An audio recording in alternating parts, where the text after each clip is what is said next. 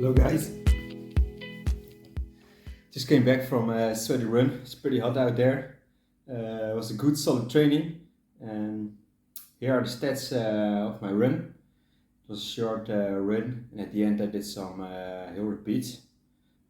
But this video is not about my run, it's about my shoe review about the Asics Novablast 3. So, I got the Asics Novablast over here. There's a lot of reviews already out there, and most of them are very positive. But is the magic of this shoe true? And did Asics hit a real gem with the Asics Novablast? Well, the last years we saw a lot of innovation in shoe brands. Companies tend to experiment a lot with the geometry of the shoes, and also with the compounds and the materials of the shoes. They're experimenting a lot on the stack height. The stack height is often getting higher. The material in the shoe is getting lighter, and also the midsole is getting softer. But you will see also often that this leads to instability in the midsole. Well, in the first version of the Asics Novablast, stability also seemed to be a problem.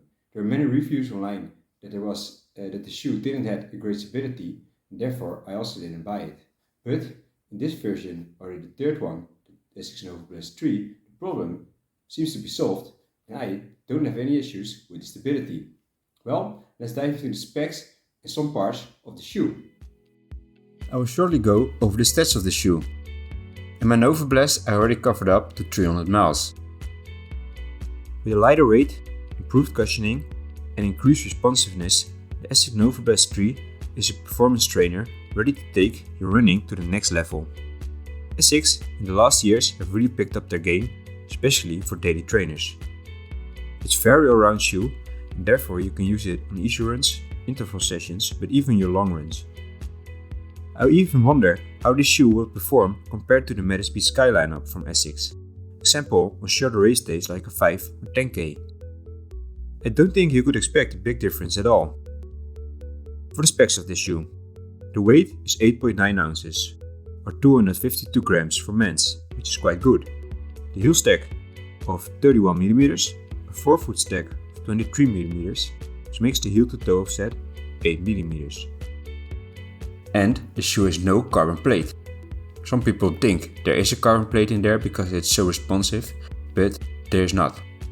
To the main updates. Overall, the Asics Novablast 3 and 2 don't look radically different, but there is more than meets the eye. There are some significant changes. Well, there are 3 main new features on this shoe compared to the previous version. First, there's been an update in the midsole, the Flight Foam Blast Plus. This foam is 20% lighter and softer compared to the previous version. Because of this update, the shoe has lost 36 grams. Because it's lighter, the shoe becomes more round, and therefore it also feels pretty comfortable in an interval or tempo workout. The second update is the engineered jacket mesh upper. To reduce even more weight, they changed the upper to a jacket mesh. Therefore, the upper is pretty breathable, and I don't have any issues with the shoe under hot conditions. Apparently, they also reduced the amount of plastic in the heel cup and the upper of the shoe, so Asics is also working on its sustainability goals. And the last update is on the outsole. There's a bit more AHA Plus rubber on the outsole, and they widened the base of the outsole a bit. Therefore, the shoe has a more stable ride now. This concept works pretty well, because you can make the shoe softer and more stable at the same time. Also, because of a little bit more rubber on the outsole, this shoe would definitely make it to at least 600 miles or 1000 kilometers. Well, so who is this shoe best for? In my opinion, this is a very all-round shoe. Probably the best all-rounder out there on the market. They increased the stability of the shoe, and also the energy return in the shoe is great. It is soft enough for your easy runs, but you can also use it for an interval session or a long run.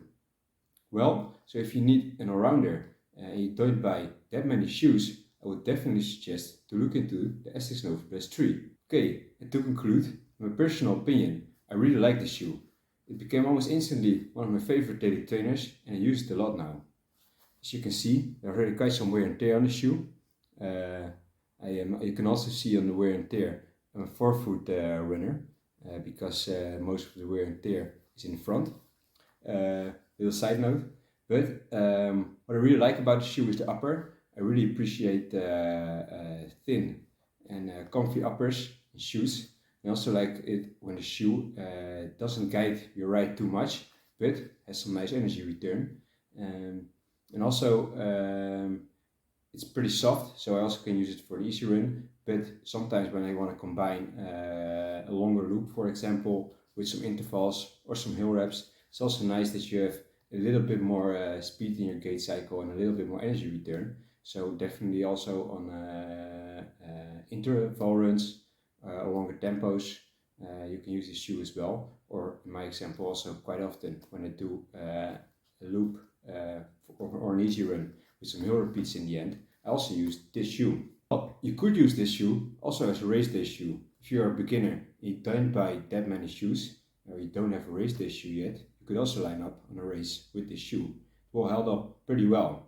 But to be honest, it can compete, of course, with higher end racing shoes like the Metaspeed Sky, or which I also often use is the Nike Vaporflies. They definitely have a little bit more energy return, and also they are even a little bit more light. And did I find any cons in this shoe so far? Well, there are not many cons to name in this shoe. The only con is maybe that on a wet surface the grip is like an 8, 7 to 8, still pretty good, but there are some shoes with a better outsole. So if you're running on a muddy or wet surface, this is not the best shoe, but it still holds up pretty well. Otherwise, I can't find any cons. The shoe is very comfortable, no problems with the heel cup or the laces, and also no niggles appear in this shoe with easy runs or whatsoever.